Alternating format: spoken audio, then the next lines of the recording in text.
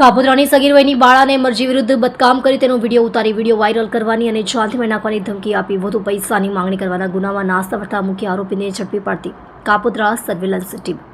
જેન્યુઆરી તારીખ 22/6/2025ના રોજ એક ફરિયાદીશ્રીએ પોતાની ફરિયાદ હકીકતના આધારે કરેલ કે તેઓની દીકરી ઉંમર વર્ષ 17 વર્ષ 8 મહિના અને 25 દિવસની છે. તે અગાઉ જે શ્યામ ઇલેક્ટ્રોનિક્સ બરોડા પ્રિસ્ટેજ પાસે કાપોદ્રા ખાતે કામ કરતી ત્યારે તેના શેઠ વિક્રમ ચાવડાનાએ તેઓની દીકરીને અડપલા કરી છેડતી કરી બાદમાં તેની મરજી વિરુદ્ધ બદકામ કરી તેનો વિડીયો ઉતારી વિડીયો વાયરલ કરવાની ધમકી તથા જાનથી મારી નાખવાની ધમકી આપી તેની મરજી વિરુદ્ધ ફરીથી બદકામ કરી. આ બાબતેની તેઓની દીકરીએ અન્ય સહકર્મી તૌફિક અંસારીને જાણ કરતાં તેણે પણ તારા વિડીયો મારી પાસે પણ આવી ગયેલ છે. શેઠ વિક્રમભાઈ કહે એમ કરવાનું નહીંતર હું જ તારા વિડીયો વાયરલ કરી દઈશ તેવી ધમકી આપી.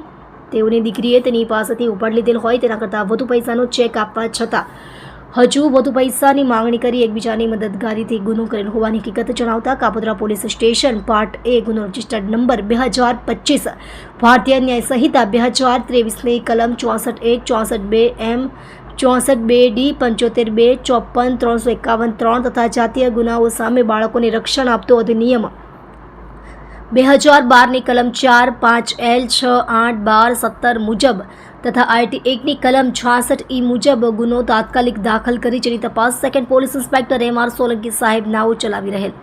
જે તપાસના કામે અગાઉ સહ આરોપી મોહમ્મદ તૌફિક મોહમ્મદ ઇલિયાસ અંસારી ઉંમર વર્ષ 21 ધંધો નોકરી રહે 202 હિદાયત એપાર્ટમેન્ટ ખંડેરાવપુર નાનપુરા અઠવાલાઈન સુરત શહેર નાઓને પકડી પાડી તેની વિરુદ્ધમાં કાયદેસરની કાર્યવાહી કરી